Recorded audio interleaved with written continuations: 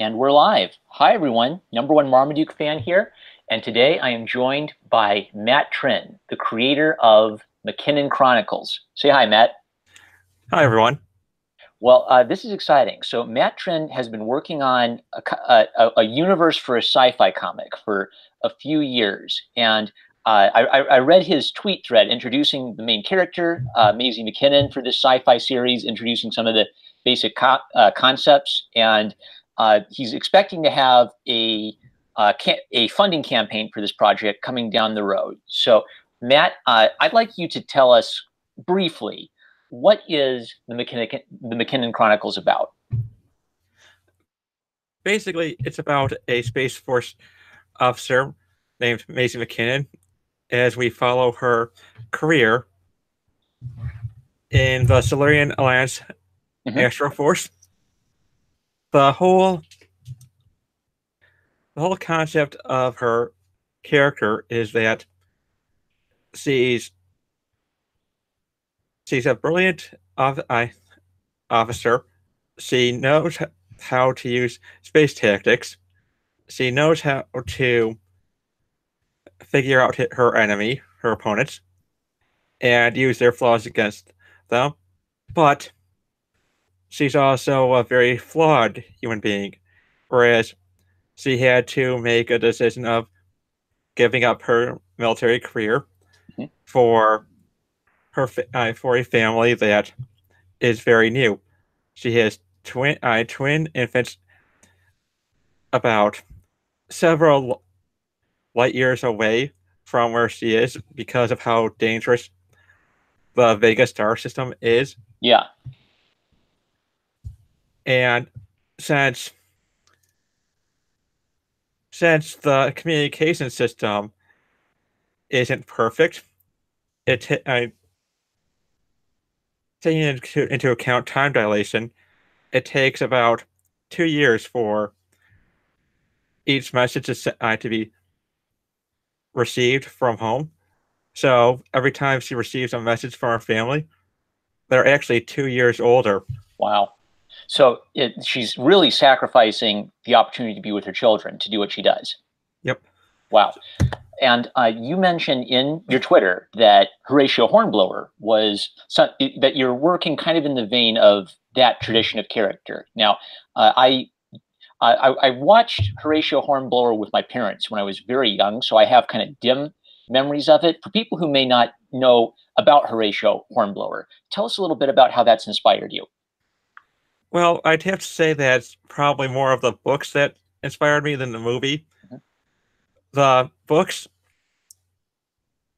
it's actually really funny how in the books he hates himself, and it's not in the way that anyone would expect. In fact, a lot of the reasons why he hates himself could be considered feminine today, like how much he hates his body, how unattractive he feels, how his legs aren't the way he wants them to be.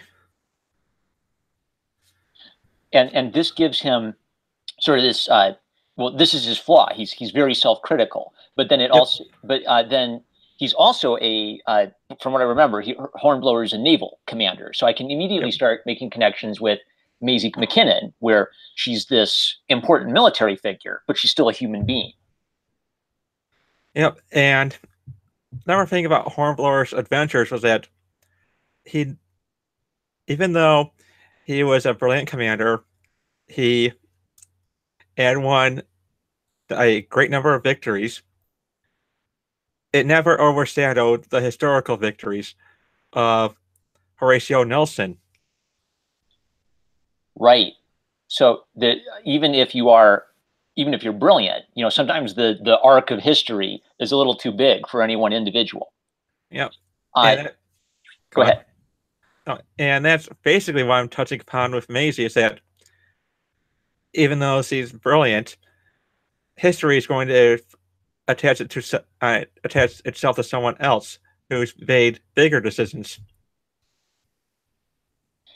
You've also mentioned so one of the things you mentioned in your tweet thread that caught my attention is it's very different than Star Trek. So if Star Trek is kind of like this very idealistic, vision of the future for space travel, you're more interested in something that's grounded in, real Newtonian physics. Tell us a little bit about the sci-fi stories that have inspired you growing up, and how it connects with MacKinnon Chronicles. It's funny, but I grew up with Star Trek. Yeah. And a lot of what I write is also based upon my favorite Star Trek movies involving Kirk's introspection periods, such as the Wrath of Khan, where he's getting over how old he is at the end of Discovered Country, where he's getting over his grief and over the death of his son and hatred over Klingons. Yeah. Even in Star Trek Beyond, where I did it pretty well, where he's not certain about where if he's at where he wants to be. What's interesting is in both Hornblower and Star Trek, you're describing stories that have, this military aspect to them, but also this, I don't know, almost like a sense of self-doubt or self-reflection to them. And this is something you want to capture in your own work, right? Yep. Fantastic. Now, you mentioned Babylon 5 as an inspiration, and that's one of these series I've watched again and again. I'm surprised it's not bigger than it is. I'm surprised it's not as big a thing as Star Trek is. So tell us a little bit about the relation of Babylon 5 to the vibe you're going for in the MacKinnon Chronicles. I think for a Newtonian physics person, that's where I got the idea from, since with Babylon 5, human ships did not work as well as the other alien races because of our understanding of physics. Yeah. So you had the star theories, which had multiple thrusters on them so that they could actually maneuver in space. And it also comes down to the character stories. Babylon 5 had very strong character arcs. You were able to relate with the characters, even the alien ones who looked like lizards, grown to be, or had weird hairstyles, but they had the same human flaws that we do. That's fantastic. Keep going. The ambitions and the fears. What I like about that is you're resonating in something in multiple kinds of stories. So you're resonating with Star Trek, you're resonating with Babylon 5, which got a little bit more of that, I don't know, like Babylon 5 is a more down-to-earth vision of the future than Star Trek is. But and Hornblower, where you're looking at these stories, you're looking at the military side of it, but you're also looking at the really human, emotional side of it. And I think that's what makes for compelling storytelling that would appeal to anyone.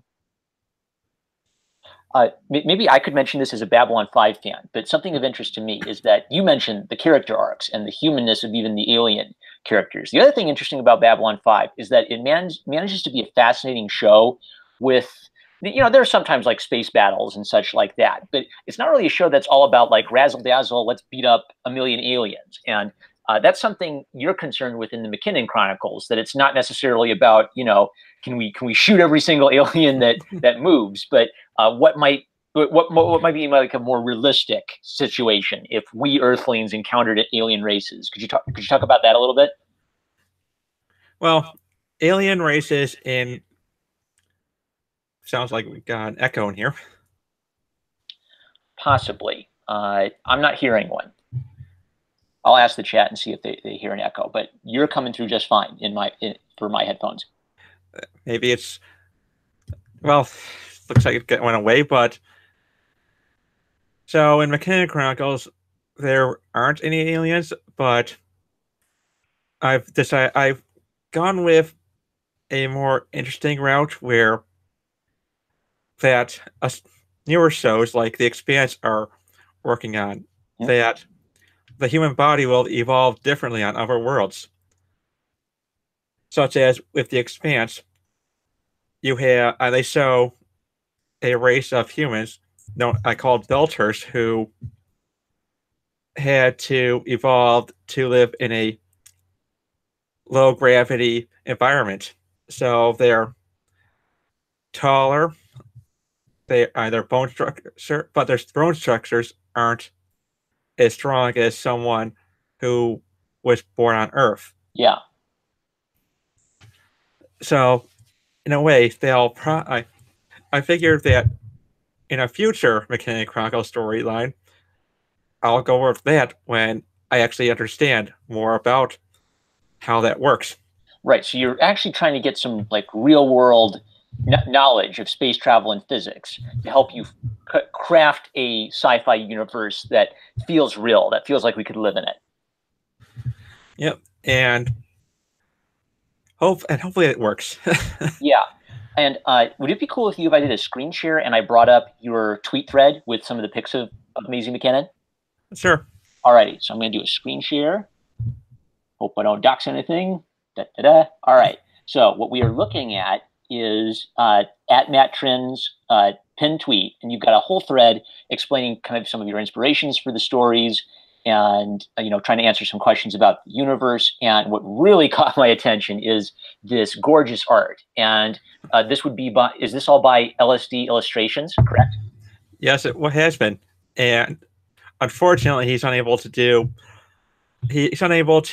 draw the entire comic because of his time. Mm-hmm. He doesn't have enough time to do anything because he's working on all these other projects. Yeah. I know he's also working with Sean Campbell on The Ferryman. Oh, wow. Yeah. So that very, very relevant artist to our community. Yeah. Oh, yeah. Man, this is fantastic. And, I think a thing about comics is comics, because of the drawing, they help convey some of the appeal of the character. And I liked this sort of simplicity of the design. Like it's sort of very straightforward, space armor. It's not like got a bunch of bells and whistles and doohickeys on it. She's a lovely person, but she's also kind of like got this cold, intense face to her. Talk to me a little bit about your experience, working with LSD Illustrations and doing this art for you. I am very lucky to be working with him, honestly.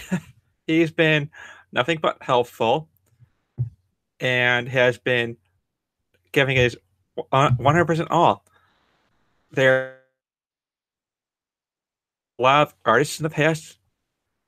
Some of them have not been so good on that. Mm-hmm. But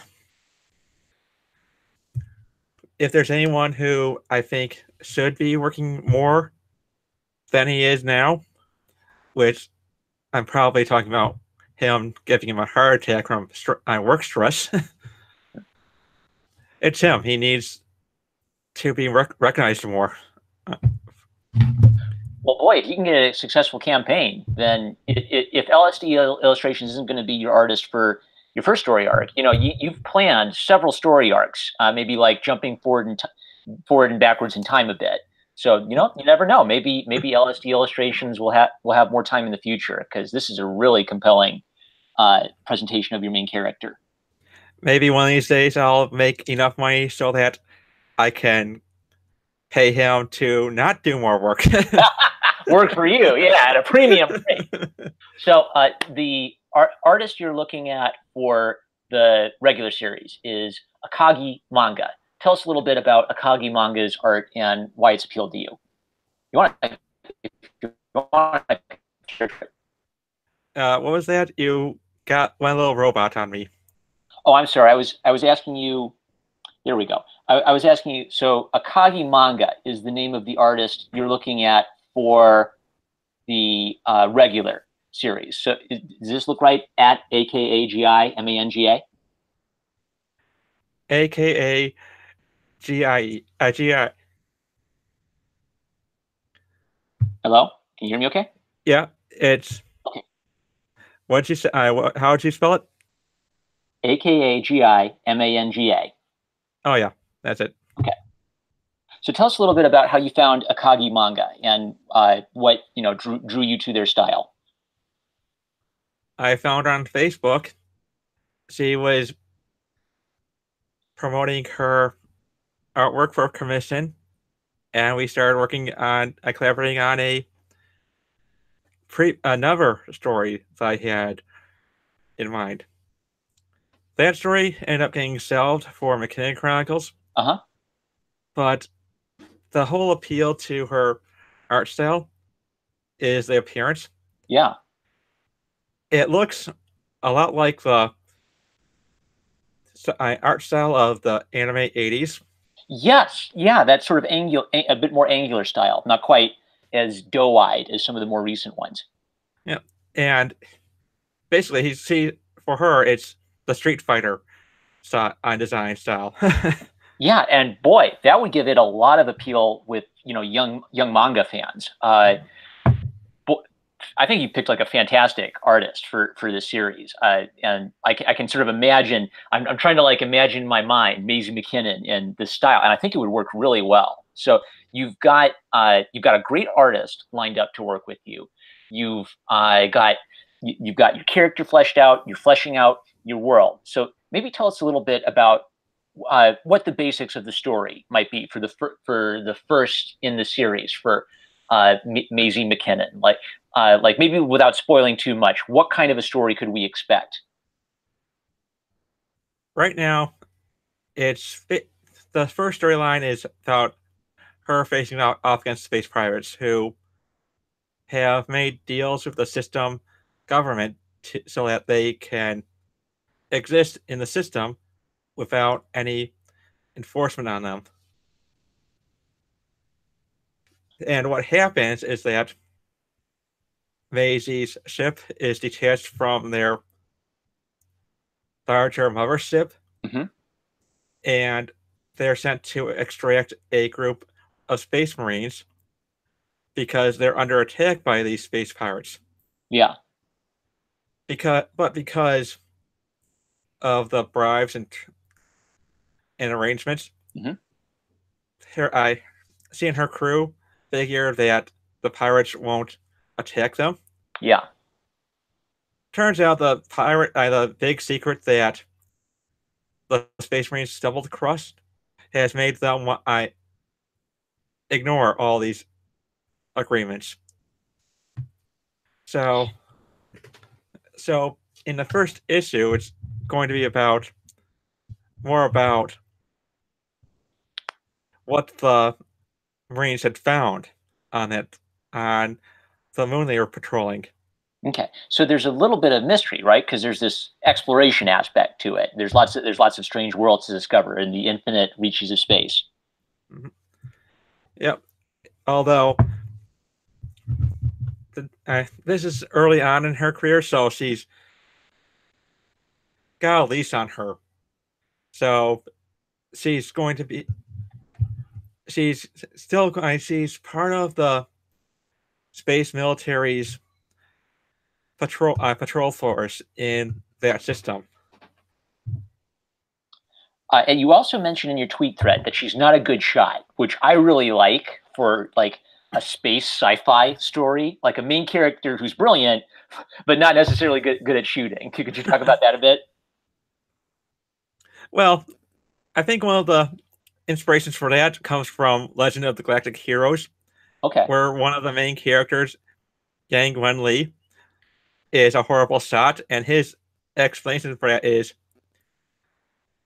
since I'm commanding the battle, the moment that I shoot a gun is the moment that I really shouldn't resist.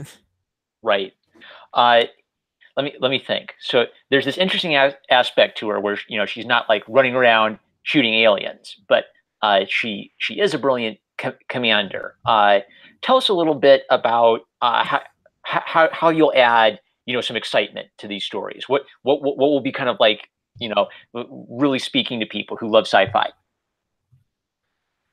I think if you're into cool spaceships and space battles, it'll be your thing. If you want to see how things are in the future, how much society has progressed or degressed in some cases, then it'll appeal to you. I've got a pretty big universe, so Mhm. it's going to. I've got a lot to explore. So, Right. Right. And what I really love about you as a writer is you're thinking about all the details, and you're also thinking about tapping artists who will add appeal to your world. Because, for me, I really look at the artist, and you've got both for the concept art and for Akagi manga doing the regular series. That's a bookseller for me right there. Especially if it's got that cool kind of Street Fighter vibe to it, that adds a lot of beauty to the world. Let me think. So we've talked a little bit about the character of Maisie MacKinnon. We've talked a little bit about your interest in real world science to flesh out your world. Rag Zombie. You mentioned in your tweet thread that Rag Zombie retweeted you, and you were very thankful for that. Tell us a little bit about your story of interacting with Rag Zombie. well, I thanked him for it in that thread. We had a bit of a conversation. He thought the character looked cool.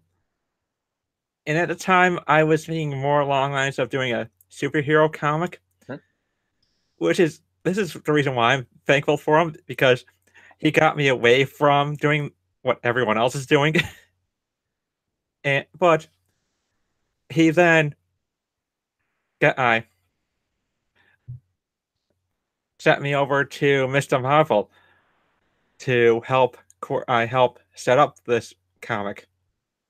Well, tell us about the work Mr. Marvel did for you. Well, during the time that I was talking to him the first time, Mhm. ended up having some car issues, expensive ones, so I basically had to put it off for a little while.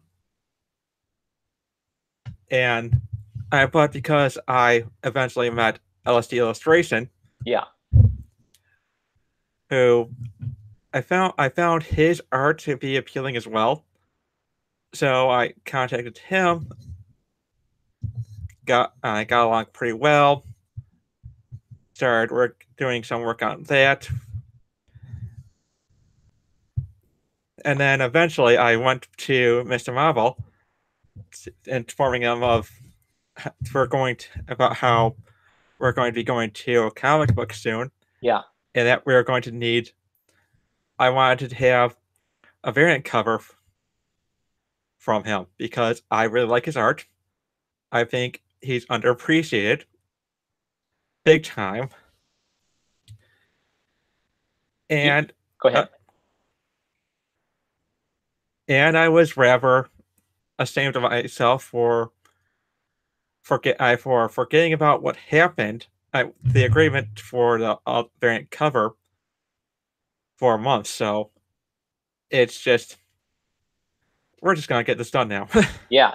Well, I'd pay extra for a Mr. Marvel variant cover. I don't know if you knew this, but I gave Mr. Marvel one of the first live streams when he was working on Winepool, and his process just it blows my mind that he's not just doing drawing, but then he's doing layer upon layer of this detailed digital work to give it a very distinct look and feel. And Winepool has a lot of emotional resonance to it. So I think he could definitely do a sick, awesome variant cover for your sci-fi world. So I love that you're connecting with so many different artists, different types of people to work with you on this world. Oh yeah, and one of the things they said after the cover was done was that he had some ideas for the character. Yeah. So I'm thinking that as a stretch goal for MacKinnon Chronicles, it'll be that'll be something to do to to realize that idea that he had for the character. Okay, so there's maybe some secret things, but there are definitely some neat perks with the artists you're working with if you can have a successful Indiegogo campaign. Are you planning to use Indiegogo as opposed to another platform? Yes, I think I it's a definite on the Indiegogo because I've been keeping an eye on Kickstarter and they don't look like they do so well with larger amounts of money, Hmm. and people are generally turned off to Kickstarter. Okay. Have you considered it'd probably be boring to talk about all the little technical things, but have you considered things like price point? Yeah, like how important is it for you for so for anyone maybe like if they're a little strapped for cash? Would you like as many people as possible to jump on the boat? Definitely. I plan on keeping the digital as low as possible. I'm thinking about maybe $3 for the digital. That's fantastic. Yeah, that's a really great jumping on point. And especially if you get, if you have someone as beautiful as Akagi manga, that would be one I'd want to own. Just for that gorgeous art, I would hop on. I would hop on I would pay extra to get the physical edition. Plus, with stretch goals, there'll maybe be some bonus artistic content down the road, right? Oh, definitely. You've also talked in your thread about potential stories for down the road. So you've communicated with an artist by the name of Rafa Lee Art, about maybe doing a spin-off which occurs in the same universe of the MacKinnon Chronicles, but maybe not starring the character. Is that right? Yes, basically the idea for this would be something more along the lines of an epic like Dune, where you've got, or the Foundation, where you got a bunch of stories about how humanity goes out into space and begins to form a interstellar civilization. Could you tell us a little bit about your publisher, Wicked Publishing? What's it like been working with them? And do you appreciate what Wicked Publishing is doing for you? Oh, definitely. It's funny thing is that we've been talking before the announcement that I signed on with them. Mm-hmm. It's been something that we've been talking about for months on end. Yeah. Because I was a little uncertain about the project. We hit some bumps along the way, Mm-hmm. but fortunately, it's all panned out. We're on our way to doing this book, and so that's when I decided to sign on with them. All right. It, Okay. Go ahead. Okay, well, all I have to say is that one of the issues that some people have said, told me about Wicked, it's nothing insider, just people suspicious of a publisher picking up a book so soon. Mm-hmm. If they were some people who wanted to steal the IP from me, they wouldn't have lasted months. They wouldn't have waited months for me to make up my mind or anything like that. All right. So you're really confident that you've got a really good publisher that you're working with, pretty much. The best. Yeah. Fantastic. Well, I love that. Let me see here. We talked about the art. We talked about the character. The campaign itself. What do you have like a rough estimate of when we can expect to be able to fund the MacKinnon Chronicles as supporters? It should be on the 14th of October when the Indiegogo starts. Right around the corner then. Wow. Yep. I was actually hoping to avoid some my original idea was at the end of September, so I could avoid competing with some friendly creators. Yeah. Unfortunately, that didn't turn out so well, so it can be tough. It's nice if you try to like schedule it so you're not competing with someone else, but with so many creators, there's eventually going to have to be some overlap between these campaigns. Yeah. Yeah.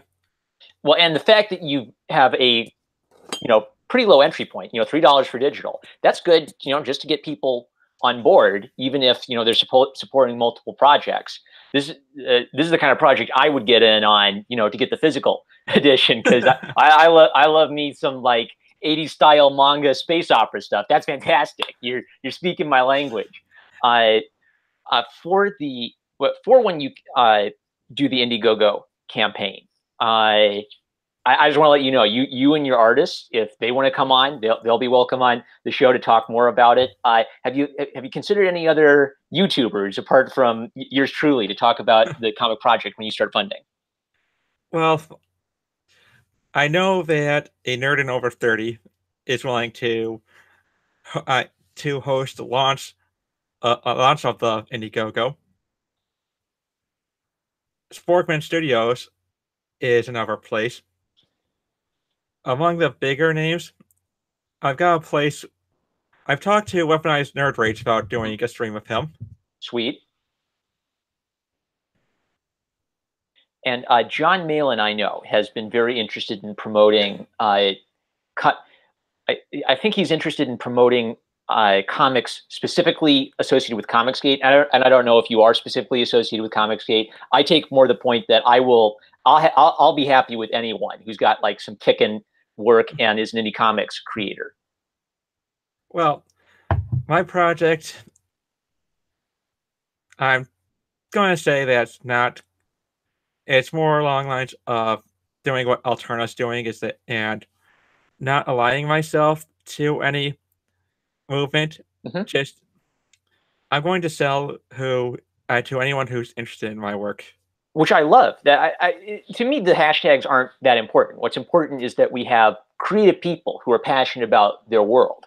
You can see this in your tweet thread, but you've thought of, I would never think of little details like, what the stairs and the landing stuff would be like on spaceships. I just like draw a spaceship and say, okay, I guess it magically gets into space or something. You think a lot about this kind of stuff, and that'll add to the realism of your world. Yeah, and honestly, with the art style, I really thought that for anime sci-fi, when they were at their best was in the 80s. Okay. Oh, I've had a question from the chat. So John Dillard, Gaming the System, a wonderful artist. I think everyone should follow him. He says, I'm still not understanding the story. Could we get a truncated pitch? So I guess for the part of the story that's going to be for the Indiegogo campaign, I remember you talked to us about like her encountering space pirates. Could you kind of give us, I don't know, sort of roughly what to expect for the first comic book story you're going to publish? Well,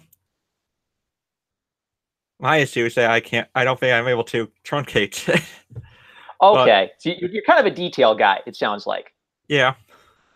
All right, but we are going to get some space pirates, right? And some action involving Maisie MacKinnon and having some dealings with them. Oh yeah, it's basically you're going to see fighting space pirates, Maisie missing her family, and questioning whether or not she made the right decision of staying within the Space Force. Well, boom! That's some ground. That's some fertile ground for a story right there. You've got character. You've got the struggle of her leaving her family behind. You've got some space pirates, and some back and forth between them, I'm guessing.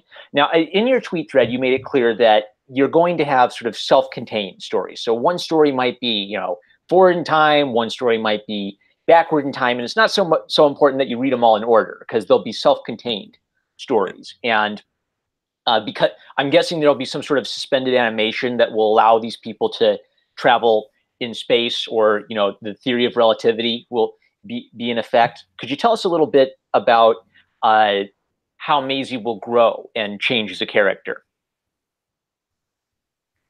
I think how she'll grow will be ill.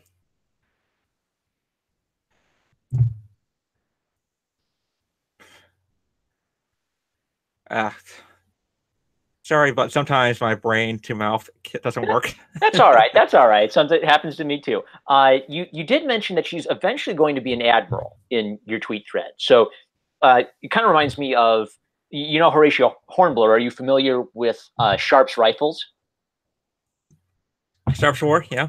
Yeah, Sharp. So Sharp starts off as kind of like this average Joe, and then he gets an opportunity, and then he's just gradually, raising his way through the ranks as a low-class guy when most of the officers are these upper-class guys. So Maisie starts out in kind of a fairly low position, and gradually over time, she's going to be earning, raising up. I love it, meritocracy. She's raising up through the ranks based on her merit. Yes, and how she'll change is based on how she'll handle certain situations, such as not only will she have some kind of military, some kind of engagement that she has to take care of, but she'll also have the drama of when she's home with her family. Her, Right. her kids might not understand why she left them for so long, so there's going to be issues between them for that. Really hits home. I had let me see, one of my teachers in high school, which is military, and he'd sometimes have to go for long periods of time. And I was really close friends with the sons in that family, and they felt that impact. So even in this kind of sci-fi world where there's this theory of relativity where she's gone for long periods of time, and time affects her differently than her children. I think a lot of people will resonate with the difficulty of that decision of doing work that takes you away from your family, but it's really, really, really important work. Yeah, and it's everyone's human in this. Yeah. They're not going to be these kids who will understand everything. There's always something that happens that will make people decide to leave their families to fight for a higher power. Yeah. You've mentioned that as Maisie rises in the ranks, she's going to be more and more involved in politics, especially once she gets to the level of admiral. But what struck me in your tweet thread is you said you're not going to try to pick any ideology as the right ideology, the one that the readers are supposed to cheer for, which spoke to me because you're going to try to touch on some political issues in a sci-fi story, but you're not necessarily going to say this ideology is the winning ideology. Could you talk about that a little bit? Well, it's been something that I've been observing in politics lately, and as well as entertainment, is that they'll always pick out the ideology that is the right one, and those stories tend to be weak, extremely weak. Mm-hmm. There's no real. There's no. It's almost insulting to the reader. So I figure I'm not going to pick whether or not which ideology is the correct one. Even Maisie will have her own ideology, Mm-hmm. which people will either say that it's good or bad. It's just there. I really appreciate that. It reminds me of Sean Gordon Murphy bringing some tense issues into Batman White Knight, but not in a way that made me feel like Sean Gordon Murphy is saying everyone who disagrees with me is a jerk. It's adding to the story in a way where you're just sort of acknowledging that these different perspectives exist and they affect how these people, this military, operates in space. Yeah, it also doesn't serve anyone to just say take a look at this ideology. It's evil. We should get rid of it. Yeah. Because sometimes even if an ideology leads someone to do an evil thing, that doesn't necessarily mean that everything about the ideology is wrong. They could be like, if you take defending yourselves against aliens very seriously, that means you may blow up some innocent aliens, but it also means that you're going to have a really good defense against the bad aliens, that kind of thing. Yeah, pretty much. And it's also nothing's ever as one-dimensional as some movies or even comics will put them out as. Mm-hmm. I've always found the best stories to be the most complicated ones, where where the right ideology isn't chosen, where while the villain might, if the villain sees himself as the hero. Mm-hmm. For example, Bester from Babylon 5, he saw himself as the hero of the story. Something else that clicked with me, maybe relevant to Babylon 5, is Babylon 5 also gets into some issues of loyalty to a particular government and what happens if you string that to a breaking point. And you've talked a little bit about how, in your tweet thread, you talk a little bit about how there are, seems like there are several alliances within this universe. Tell us a little bit about, so you've made it clear that you don't want to lecture us and give us like, this is the right ideology, pick this one. But you've made it clear that there is a political undertone to the world that runs the military and the government, which makes sense to me because most militaries exist because they serve a nation or they serve a particular interest. Tell us a little bit about who the boss of the military is in MacKinnon Chronicles. It's a pretty complicated system. Mm-hmm. There's, in the Solarian Alliance, there's about 300,000 star systems under its control. Yeah. So there's the head of the system patrol system fleet. There's the sector fleet. And then there's the big guy all the way at the top who controls all, probably about a few billion ships in the fleet. So it's got a lot of complications. But I'll go ahead and say that with the system head, mm-hmm. her boss all the way at the top controls the Solarian forces within the system, but there's also the system militia, who controls a certain number of militia warships. And so there's layers of authority, and there's like subdivisions of authority. I help refresh my memory. I recall reading that there is going to be, so this isn't spoiling anything because you've talked about it in your tweet thread, but there is going to be at some point a destruction of a planet or an attack upon a planet. Could you refresh my memory about what that's going to be about? It's the inciting incident for the reason why Maisie became. I went back into the Space Force. Mm-hmm. What happened was that it's believed that the rival nation, the Terran Federal Republic, mm-hmm. had sent an asteroid over to attack one of the inner world systems of the Solarian Alliance, where the asteroid hit with enough force that it basically wiped out all life on the planet, mm-hmm. and destroyed anything that was in orbit around that planet.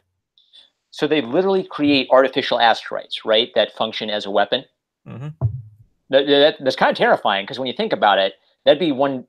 I mean, you think about the science a lot. This is just sort of occurred to me right now. But if you just put a rocket on an asteroid, that'd be a pretty cheap way of making a world-killing weapon right there. Who needs a Death Star? Yeah, there's a lot of things that are a lot more terrifying than a Death Star, simply because it's a lot smaller too. Yeah. I think it's a gram of antimatter. Mm-hmm. If it goes off, it holds the same amount of destructive power as a nuke. Wow. So the science, this is science fiction. So you're playing with some scientific ideas, but you're finding some actual scientific ideas, and then you're playing with those to make weapons and machines of war for your universe. Yeah, some of the missiles don't even have any kind of detonation module. No explosives. They're just used for their as projectiles. Mm-hmm. to cause massive damage. Right, just like physical matter, if slamming into something with enough force could Yep. wreak a lot of havoc. Yep. I would like any questions from the chat. We've got 15 watching now. At me, or I think you can at Matt Trinh, and I'll see it. And if you have any questions for Matt Trinh about MacKinnon Chronicles, I'd love to hear them. Matt, you've mentioned you've been working on this story for several years. Have you ever published part of it before? Well, there was the script I had written for Amazon Studio. Mm-hmm. It was my first attempt at writing a movie. Okay. And it was, I had only one review, but there were a lot of positive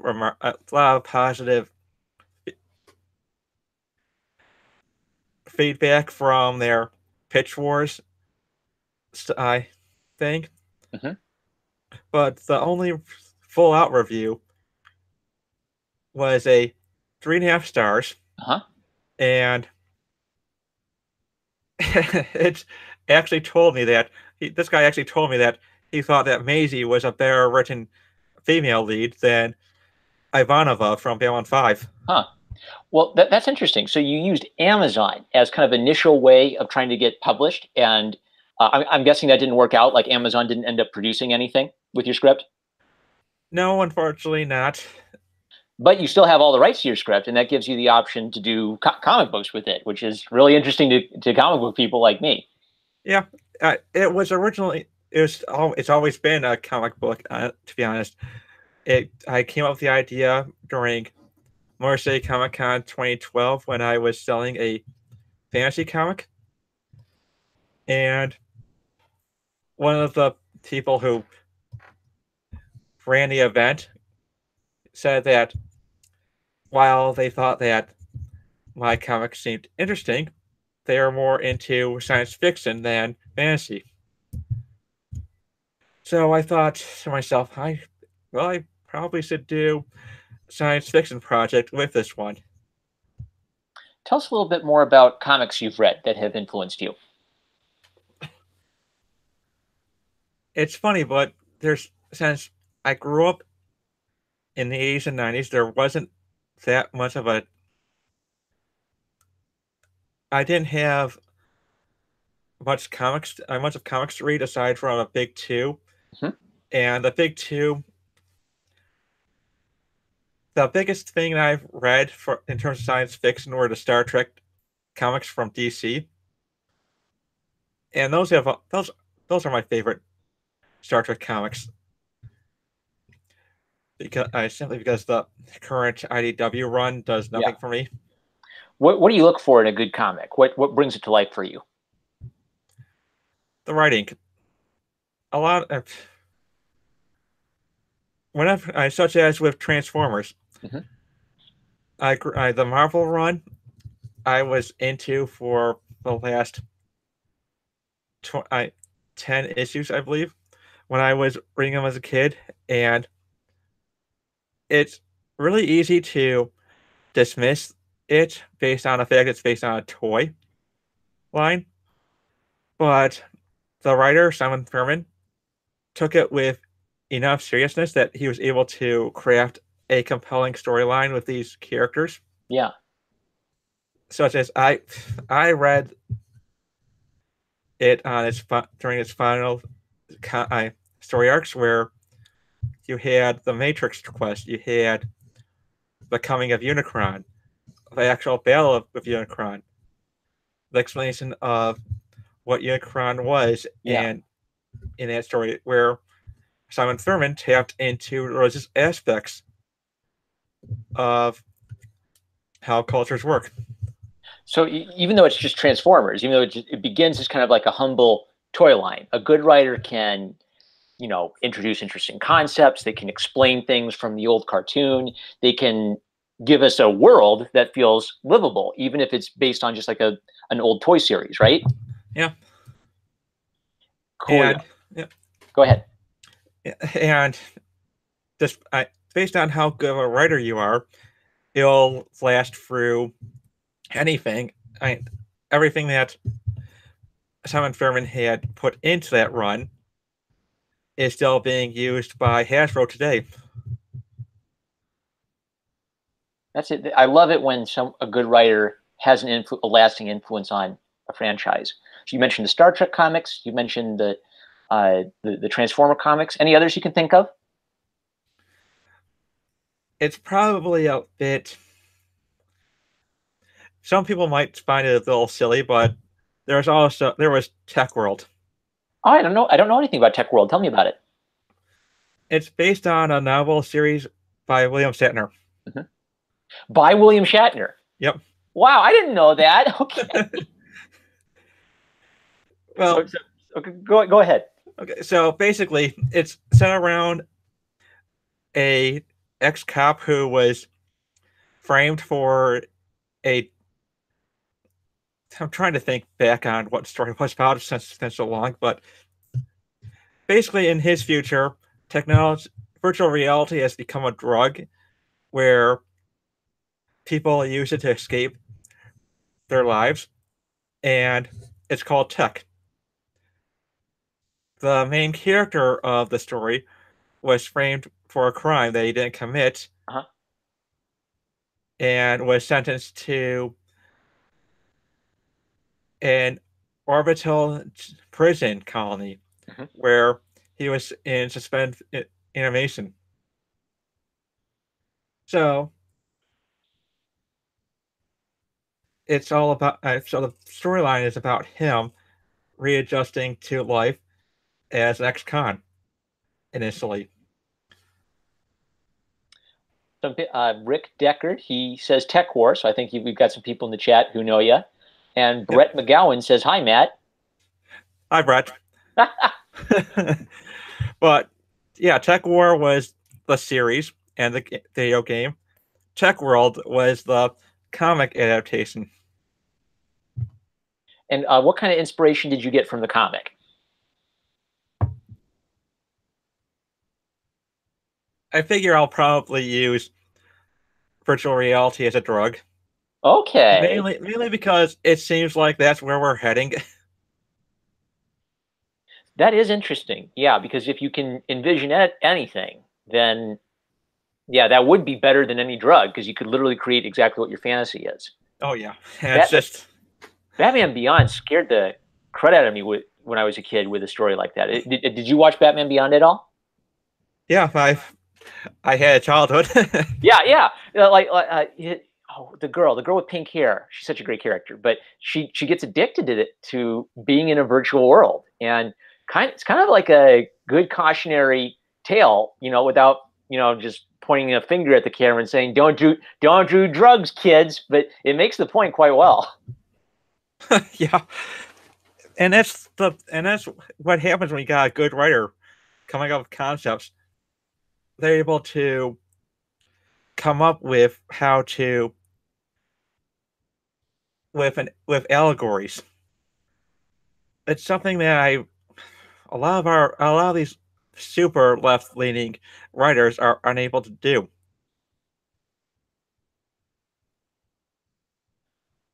Brett McGowan says, says you got to read Snow Crash if you want to see how crazy VR addiction can get. Are you familiar with Snow Crash at all, Matt? No. Me neither. Okay. And Model 3 is in the chat and says, remember Strange Days? That was pretty good. Does that ring a bell? I'm not a big sci-fi nerd, I guess. I don't remember. Yeah. All right. We got a question about your world that might be really relevant to MacKinnon Chronicles. So John Dillard says, are all the ships, worlds, and vehicles as you imagined, or how much of it is the artist? Currently, it's with what Lsd Illustrations and I have done with it, with the main ship. We talked about it, and I did some concepting for it, and I had a specific idea for the ship, looking more like a rocket ship, but also more futuristic. Yeah. It looks like a rocket ship because it has to functionally land and take off like we'd expect rocket ships to in our century. Yeah. And And basically, I wanted to make it more realistic looking than any others before. I have a feeling that in the time period that's set in, I'll be completely off, and we're in ships that look like they're from Star Trek. Mhm. So there'll be some development of the look of the ships as time goes on. Yep. Something that clicked with me is, in Babylon 5, the name of the ship is Babylon 5. And it's this just big, long, gargantuan thing because they built it not to be like a warship, but to be a living space for all of these ambassadors from across the galaxies. So that kind of stuck with me that you've got. It sounds like you're going for more like a practical look. So like a pretty ship might look really spectacular, but why on earth would you build it like that in real life? And a big long hunk of metal, might not be the most pretty thing to look at, but it might be really practical for the real world. If it's pretty, it's more likely a space liner. Yeah. And that's one of the things with Babylon 5 that struck with me was that you had ships that were built to be functional space liners, and then you had ships that were built to be functional warships. Yeah. So you've clearly given a lot of thought to some of the strategy of this, some of like the practical elements of this world, and you've given thought to Maisie MacKinnon's character, a flawed female protagonist. How dare you give a female protagonist flaws and real human emotions? But I'm really interested in this whole setup. Did you want to say something? Oh yes, I'll never work for Marvel. I expect her to shoot every alien right between the eyes and then pick them up and juggle them and then throw them out the window. And she won't be affected by the vacuum of space, of course, because girl power. And then I want her to look at the camera and say, I'm so special, yay me. No one show my comic to Ryan Johnson. Okay. So the reason you've already got me hooked is A, art, B, thought and consideration to your world, and C, a flawed main character. I'll read that later. But what else would you like people to know about the MacKinnon Chronicles? So for the person who's saying, I'm kind of on the fence on sci-fi, why should people support the MacKinnon Chronicles when it goes live? Well, if you're looking for a female character who is strong yet flawed, give it a backing. If you like spaceships engaged in space battles, give it a support. You want human emotions and basically introspection from the characters. Give it a backing. Mm-hmm. If in general, if you want good sci-fi, give it a backing. It might not. It might be a little slow at first, but what sci-fi series has never had that slow beginning? Right, because we got to get accustomed to the world. If you just throw us in with like all the alien races and universes blowing up, like it's a little bit too much scope for us to handle right away. You kind of warm us into things, and then as we get more used to what's going on, then you build from there. Yeah, and Star Trek: The Next Generation is considered to be one of the most popular Star Trek shows. Mm-hmm. Well, people don't remember is that it was a slow burn for its first 3 seasons. Because I actually haven't watched Generations yet. That's how not good a sci-fi fan I am. But I'm guessing that they're really concerned about character development in a show like Generations. Like Picard seems to be a character. There's memes of him. He's spoken to a lot of people. Yeah, but the first 3 seasons were not as strong because Gene Roddenberry had such strong creative control over it that he did not want any kind of conflict between the characters. Interesting. And that really limited the writers. Huh. That's really interesting. Okay, so he wanted a show about sci-fi without conflict between the characters as part of his vision for the world or something? Yes, he wanted to show his utopia. It was more of first three seasons were more preachy. Huh. Well, and you're not going for preachy in your world. So it's interesting how you can kind of contrast your vision for your story with other sci-fi genres, as well as find similarities.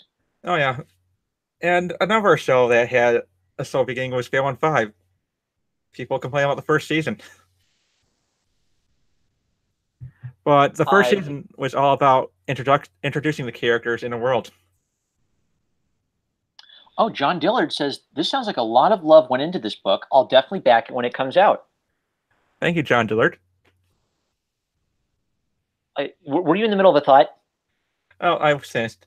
Okay, so I have a question about your profile picture. So it says SAS Pearl of Victory. Is this completely unrelated, or does this fit into the universe of MacKinnon Chronicles? That's the name of the mothership, but it's also connected to Maisie. I like that you've thought about some of the graphic design stuff, for like little patches or flags and insignias and things. Yeah, it's the whole thing that I thought about was all the things I like to see in it in sci-fi. I've always enjoyed how much detail that went into Babylon 5 as well. Yeah. You saw on their uniforms they had different patches for what ships they served aboard or what divisions they were in. Yeah. And that's just the human race. Then you've got all of these alien cultures where they tried to give them a distinct cultural vibe. Like the Centauri were noticeably Roman, and Jakar's people. I can't even think of like an earthly culture to describe it, but like all spikes and ridges in their design. Or lizard-like. Yeah, But fantastic. Well, hold on to the rights to all those logo designs that you do, because if MacKinnon Chronicles takes off, that seems to be where most of the money is. The money isn't in the GI Joe cartoon; it's in the Cobra logo T-shirt designs and stuff like that. yeah, it's one of the reasons why I went into it was that it was also something that was sustainable as a project. I also liked reading the technical manuals for Star Trek. Huh. So I want to eventually do that. Maybe even do a tabletop war game like when I used to play Babylon 5 Wars. Yeah, you have I can tell you have a very technical outlook. You think about the military, you think about the universe, you think about the physics and the weapons. So you have the kind of like toolkit to build those kinds of things. Because I think a lot of sci-fi discussion I hear is people debating, would this Star Wars weapon be practical in battle or not? That kind of thing. So I think you're going to be able to speak to that kind of a sci-fi fan really well. Yeah, and one of the things with how big the universe is, I've also thrown in a few curveballs. Okay, tell us about them. Well, one group I refer to as tech mages. They're basically a group of people who use advanced technology to simulate magic. Mhm. Very similar to Babylon 5's techno mages, where they have the same thing. Yeah, a science that's developed to a sufficient level. I don't know who said this quote, but it'd be indistinguishable from magic. If you've got no clue how the science works, they'd look like magicians to your eyes. Arthur C. Clarke. Yeah, you got there. You are a real sci-fi fan. I'm a freaking casual compared to you. This is great. So we've had some people join us since we started the live stream. So I'd love to show the artists again, and maybe give you another chance to tell people about the artists you've got working on No problem. MacKinnon Chronicles. So I'm gonna screen. I just love the artist you got, and I appreciate a writer who appreciates good. Whoopsie, don't want to show DMs. Okay, so this is for everyone who's joining the chat. Matt Trinh is his Twitter handle is literally at Matt Trinh. So 3 T's, 2 T's in Matt, 1 T in Trinh, and then his pin tweet is a thread dedicated to the MacKinnon Chronicles and showing lots of neat stuff, including some great concept art by Lsd Illustrations. So when we first talked about Lsd Illustrations, you had some really good things to say about this person. Could you add anything else? Like, was there like some back and forth between you and Lsd Illustrations about how to properly capture Maisie MacKinnon? Well, I had a previous artist work on the character design. Mm-hmm. So I had a I already had a concept design for her, and he suggested making her hair more orange than red, so that we could distinguish her from Regina from Riggs. Okay, a little bit more blonde than red, so you could distinguish her from Regina, right? Yep. Okay. She's still a ginger, but a strawberry blonde. Yep. And I love how straightforward and down to earth this design is. It's clean. It's cool. It's cool. It's not boring, but it's clean and looks like something I'd wear if I were a space marine. Do you call them sparines, like as a nickname? Estrines are basically, that's basically a technical term. More of it's a combination of Astro and Marine. Really? With Maisie's service is the Astro Force. Mainly, what? Oh, I was just thinking like Trump Space Force, that Indiegogo project. But go ahead. Well, Maisie's branch is called the Astro Force, and that's the Navy of the Solarian Alliance. The Estrines are the branch that are on board the ships to keep them from keep boarding parties away from the ship's bridge. That was something I wanted to. I'm sorry, were you in the middle of a thought? No. Okay, so that's something I wanted to get in. So you've got a sort of similar equivalent to the Army, the Navy, and the Marines within space, but you've also got like an equivalent to the Coast Guard, the Planetary Guard, I think. And like in real life, there are tensions and rivalries and like verbal jousting between the different branches. Could you talk about that? Well, some of the things I've introduced with tensions between the Astro Force and the Estrines, I've based upon what I've read from Riggs, since Riggs Zombie is a Army vet, and he has more of a clue on how Army and other and other branches are like towards each other. And the Planetary Guard are like the Coast Guard in that other branches will make fun of them a bit, right? Yep. I mean, go ahead. All right. Well, it's also partly that part is also probably from that semi-show where Red Foreman constantly talks down to his neighbor for being part of the National Guard during World War II. Yeah. Now, does Maisie begin in the Planetary Guard and then progress from there? No, she's Astro Force. Okay. Yeah. By the way, go ahead. No, go ahead. All right. I was going to ask you, what's she saying? Whew, I like it, in the bottom left of this picture. That was something that Lsd Illustration had decided to put in there. So it's more of to show how she is when pleased.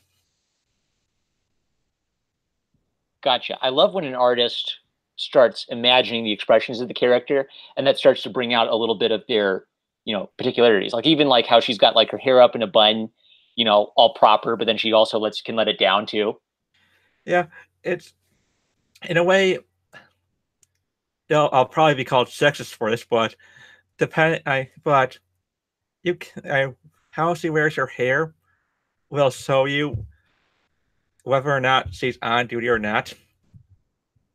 Well, that makes a lot of sense. Just even in real life, there are regulations about how you're supposed to wear your hair. Yep. Which it's gonna be interesting seeing what the reactions will be for that, among other things. Okay. So I can tell you're excited to introduce people to the world of this comic and to this character.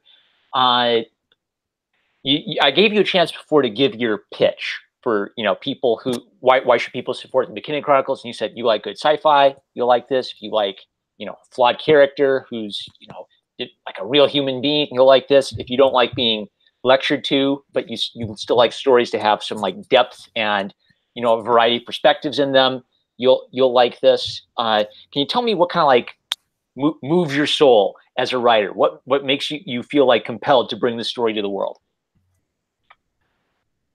I want to tell the character story. Yeah. I think for any good writer, they want to tell the lead story, and that's the passion. You love this character. You want to tell the story with as much respect as possible to both the character and the reader. And it's something I've seen, unfortunately, lack in a lot in comics recently. I really resonate with that. That's fantastic. Do you want to add anything else about your thoughts on good comic book storytelling versus bad comic book storytelling? Good comic books, when the character is written well, it'll be because they stuck with. If you're writing a legacy character, you're writing the character in a way that the character would react. If you've been a fan all your life of that character, you'll know instantly how that character will react. Mm-hmm. But if this is a character that you create, you're basically free to do whatever you want. Huh. But you have to do it in a way that the character, in how you present the character. Yeah, you've got to sort of become the character to a degree, and there are some things that like you do have a lot of artistic freedom to determine their story, but some things might not make sense for a particular character. Like a character with a particular worldview might probably wouldn't just drop that on a hat and then become a completely different person all of a sudden. Unfortunately, it seems like a lot of the licensed writers, writers for legacy characters, mm-hmm. will often treat the character as though they've created them. Yeah. And that's a huge problem. I think, the biggest problem with Marvel right now. DC's still has some good writers among them who respect the character, but Marvel, it seems like they've just given up. What that clicks with me is, a character. Characters have lives. We resonate with a character, we come to love the character, but that doesn't mean that they're going to be able to write good stories with that same character for 10, 20, 40, 90 years. Sometimes the creative energy moves somewhere else, and I really think there's a lot of creative energy in indie comics. You've talked about several artists you're collaborating with. You've talked about how there could be several different aspects to the story. Like we might peek in at this time period or peek in at this time period. Have you ever considered collaborating with another writer for maybe like a spin-off series within the world of the MacKinnon Chronicles? Oh, there are a lot of writers who I want to collaborate with, but it's part of the stretch goals. I've tapped some writers to do some short stories for the universe. Sweet. Such as Brett McGowan, who was just here. Oh, all right. Yep. He's going to be doing something about tech mages. Nice. And I know he's working on his own comic. I think it's called Changelings. And yeah, so boy, you communicated with a lot of people, and you've got a lot of neat potential stretch goals. Could we review those? So, what are some of the neat stretch goals that you're okay sharing with the public for your project? Well, the problem is that I've been going back and forth on the idea of stretch goals, since one of the things I've noticed for a lot of comic book Indiegogos is that they almost never make it through their first one. So it'll be a second, third one. But if I do get there, I want to do a setting guide for MacKinnon Chronicles so that people know I have more of an understanding of the universe. Yeah.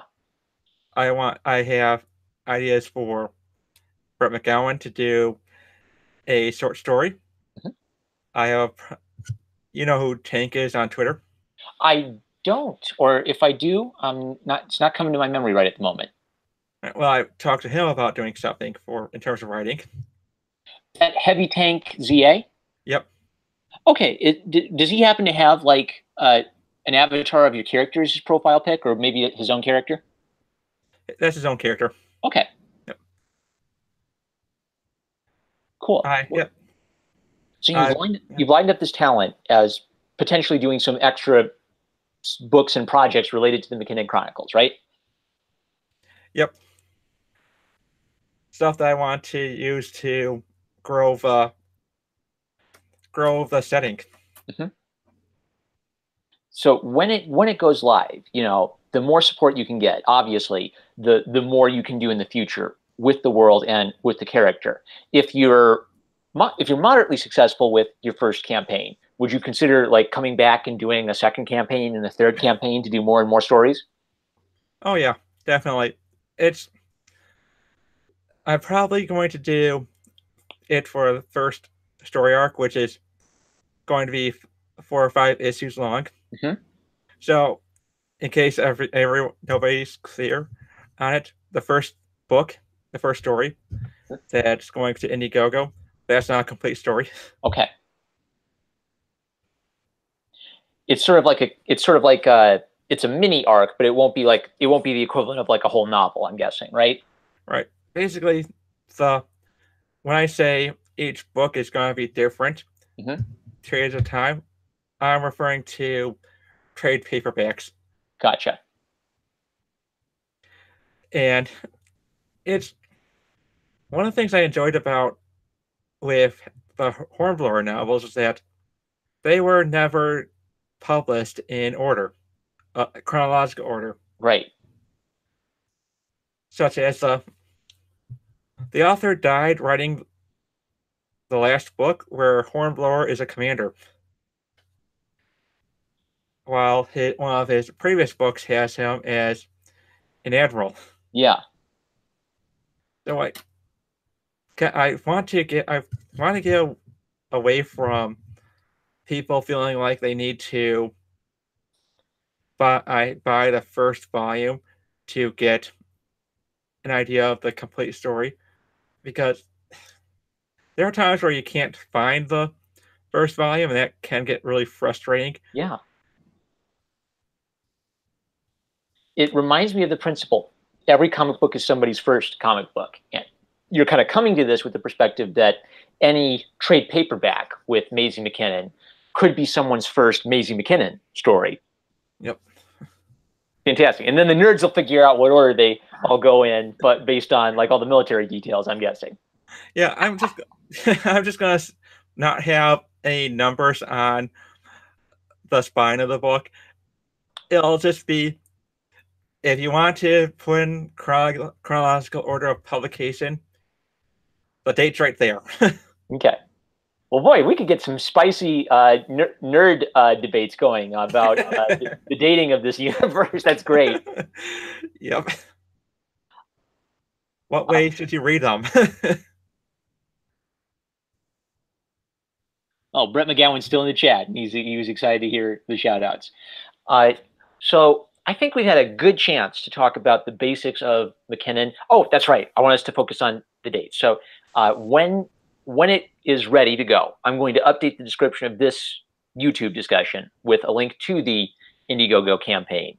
You and your artist, either of you, will be welcome to, and I mean, I don't know if Akiri Manga is comfortable doing interviews in English, but if it's your regular artist, if it's your concept artist, or Mr. Marvel, who's going to be doing a variant cover, any of the artists you've worked with for your project, they'd be welcome on too. And I think you've got like a real, you have some really strong priorities, I think, for a good writer. And you're very thoughtful about the world that you're building and the character you want to tell us a story about. And I love that you have, like a mix of influences from Horatio Hornblower to superhero comic books to, popular sci-fi and less famous sci-fi, but good sci-fi. October 14th, is that correct for the date when you're expecting for the Indiegogo to go live? Yes, it is. All right. Do you know if it'll, I don't know if this is too technical, but do you know if it'll be flexible funding or fixed funding yet? It'll be fixed. It'll be fixed. All right. Yeah. So we've got to get you across the finish line to make this happen. Yeah, it's based on what I've been hearing about from people about flexible goal campaigns, and a lot of them view flexible goals as more likely to be scams. Yeah, so, that makes sense. You're going to fund it in such a way that you're going to make sure that you need to get enough to actually make the project exist in reality. Yep. Yeah. Good for you. I think that's important too. So I feel like I've covered most of the things I wanted to ask you about relating to the MacKinnon Chronicles. Is there anything we haven't touched on or anything you'd like to stress that's really important for people?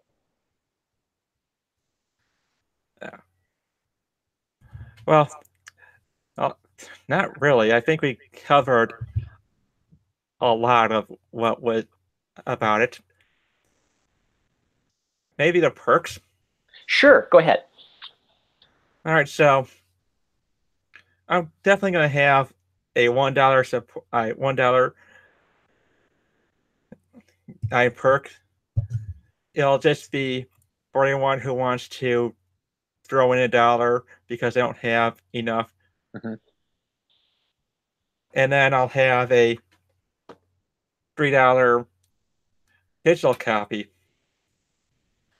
Printed copy will be available, of course, mm-hmm. and that'll be done through Wicked Publishing. Yeah.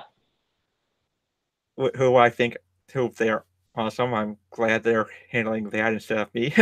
Yeah. I figure I'd have art prints for a higher goal, probably about $20. Okay. About $50. I figure it'll be something along the lines of the art prints plus mm-hmm. an annotated version of the script. Okay.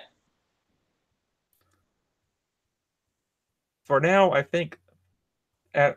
I guess I'm thinking about $100, and I'll give you a license to do your own thing within the universe. To give people a license to work within the universe. Okay. Yep. Interesting. Yep. All right. And have you been have you sought any, like, I haven't done an Indiegogo campaign yet, but have you communicated with any other like independent creators to get some feedback from them? I've talked to some others, mm-hmm. such as Sporkman, Good. who has been talking about his campaign, and I've been getting some good ideas from him. Excellent. They put a lot of thought into how to structure their campaign, so I think that's be really good for you to pick, for anyone really to pick their brain if they can. Oh yeah, and I've been involved with streams like the final Jack Irons stream for his Indiegogo. Oh, sweet. So I've been working with I've been talking to a bunch of creators and getting ideas from them on how to structure this.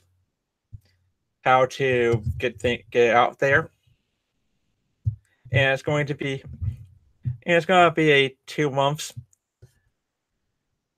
for a campaign, mainly because I don't have a whole lot of people watching me Mhm. in my project. I don't have the same. I don't pull the same numbers as say Diversity Comics or Right. EVS. It's going to be really important for you to communicate with a lot of YouTubers and other like independent comic book people to get as many eyeballs as possible on this project. Yep, and it's it's going to be a lot of work. It's going to Mhm. be tough, but the end will be rewarding. Okay. Well, I want to let you know that I've just been really impressed by how you've talked about your view of storytelling and your view of character development on the stream, and you already won me as a supporter just based on your presentation of talking to me about it. And this is just my confirmation that you and your artists have an open invitation to return when the Indiegogo is live, so we can start promoting that. And I really wish you the best because I think you've got the right priorities to tell a story, I think. Thank you. With to be honest, with Akagi, she's she prefers to be more mysterious. That's fine. Yeah. So I don't think we'll be still be streaming anytime soon. Mhm. I when I talked to Lsd Illustrations about it, it was more along lines of what I got from it was more along lines of that he didn't want to make the stream cluttered. Okay. Well, that's up to the artist. Sometimes I like having more than one guest because then it lets you guys bounce ideas off each other a little bit, and then I can just kind of like sit in the back, be like a fly on the wall, and say, "Oh, sweet!" It's like I'm getting to hear I don't know, like Stanley and Jack Kirby yelling at each other or something. I don't know. I don't know. But yeah, definitely. Even if they can't make it, then you'd still be welcome back anyway to just talk about it, the progress of the project and progress of the Indiegogo campaign. And I'll check out Wicked Publishing too, because I really like that they're helping you along and that you've got it like a real publisher to help you think through some of the publishing things. Because I would have no clue, what that part of the job would entail. And you're really focusing on the writing. Honestly, it's a lot. I'm very lucky to have found them. Mm-hmm. For the most part, it's that they actually love what they're doing. Yeah. They believe that mine will work, and believe it or not, they've got. So I got contacts for publishing their work in the UK and Australia, and for a sci-fi project, both of those locations are very good because they love science fiction.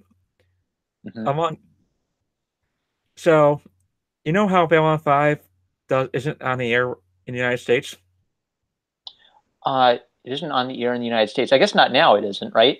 right? But in the UK, it went back on the air a couple of years ago. Really? Are they Yeah, just re-airing old episodes? yeah, they're re-airing old episodes. Oh wow! So there'll be a new generation of Babylon 5 geeks. Yep, in the UK. We've got the if DVDs, so my family we sometimes just have a tradition of watching through it every once in a while. yeah, well, the the creator of Babylon 5 has also been doing some special books as well. Oh wow! A few years ago, he published all the scripts for a limited time. The 20th anniversary, he published a special edition art book, which included fully restored photos of the cast Hmm. in their costumes, Yeah, and it's incredible how much detail that was in the costumes that you could not see on screen.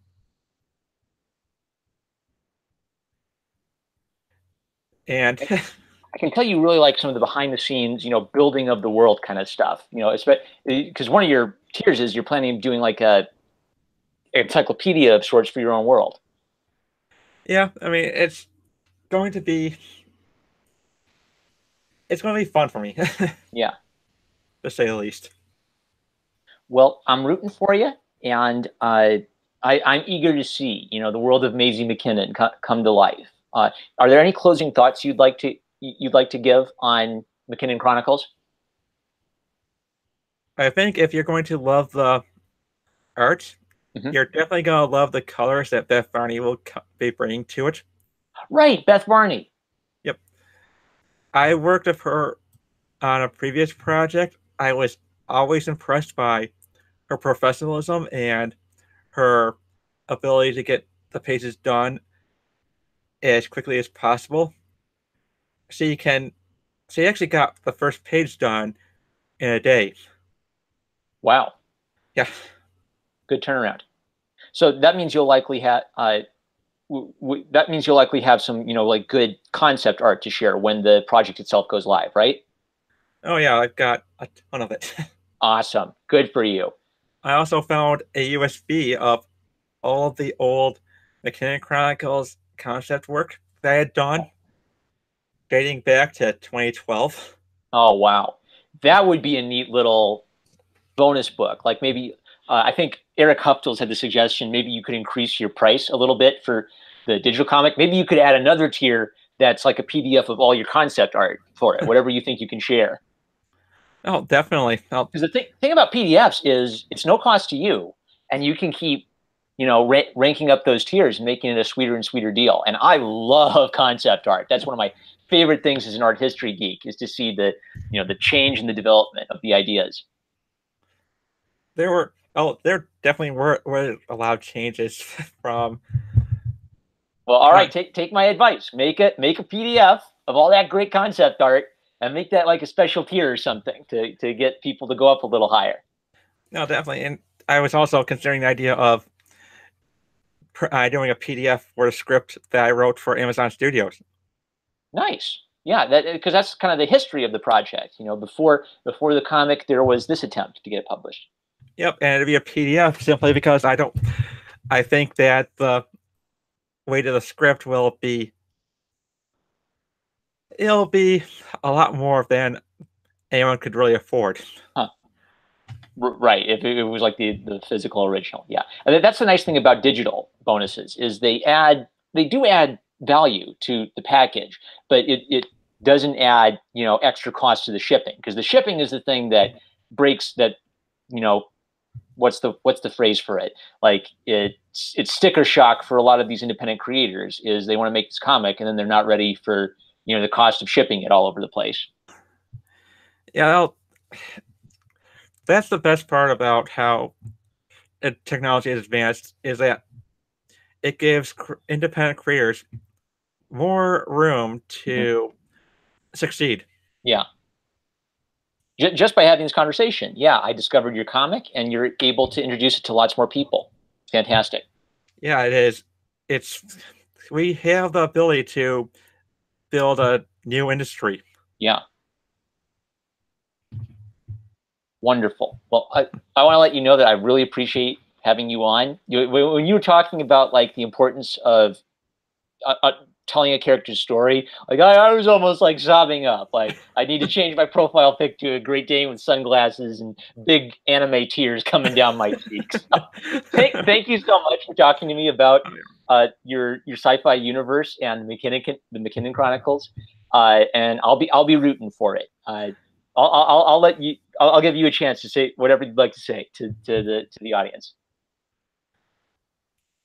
Okay, well, I definitely agree with Model 3 that Babylon 5 should come back.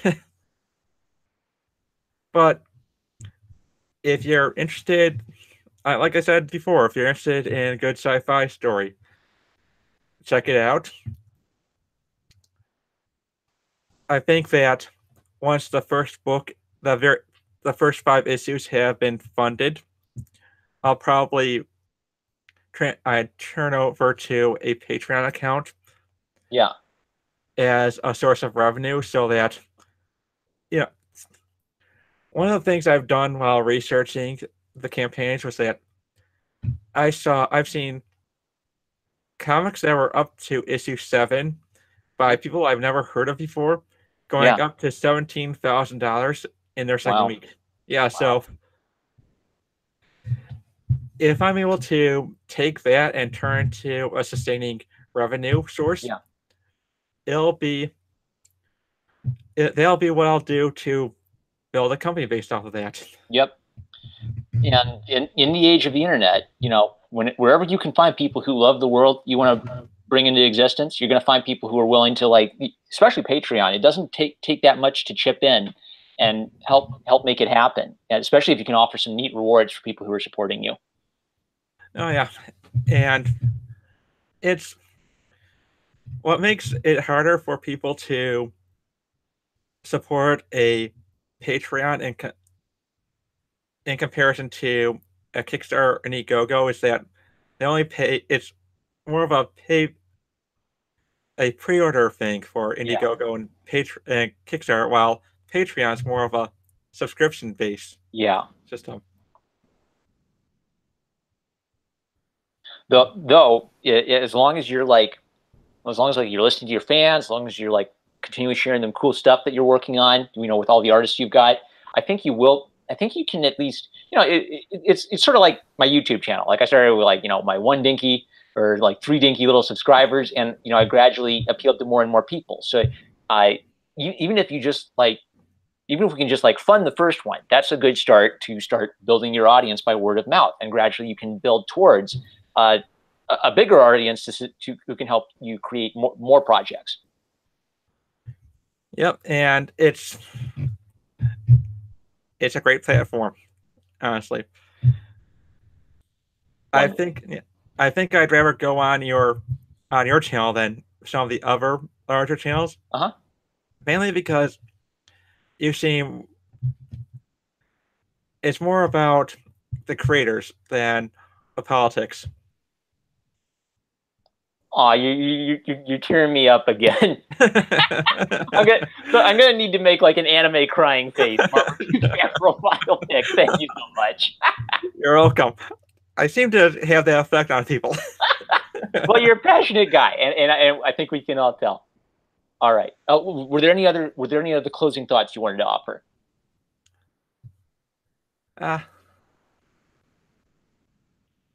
Nothing I haven't already said 100 times. All right. Well, I think we're good. So thank you so much for being on.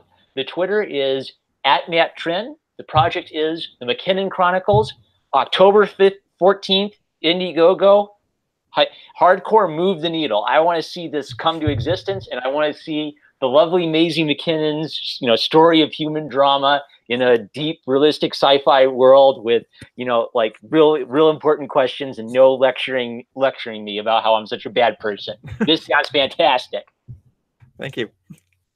All right. Thank you all in the chat for joining us. And here's hoping that when the Indiegogo campaign is live, we'll have more to talk about, and we'll have more to show you. Oh gosh, John Dillard Gaming the Systems, Marmaduke can appeal my clothes off. I don't know about that. No lewds.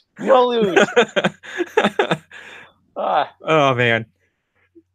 All right. Okay. Oh yeah, Indie Dave Comics. On Tuesday night, we're going to talk about Indie Dave Comics project. The same bat time, same bat channel. So I'll definitely come back for that. Sorry? I'll definitely give it a view. All right. And thank you again for joining me, and looking forward to more conversations with you in the future. So with that, number one Marmaduke fan, I love you guys. I love my guest. I love all you in the chat, and I'm loving the MacKinnon Chronicles. Thank you. Adios, everyone. Good night.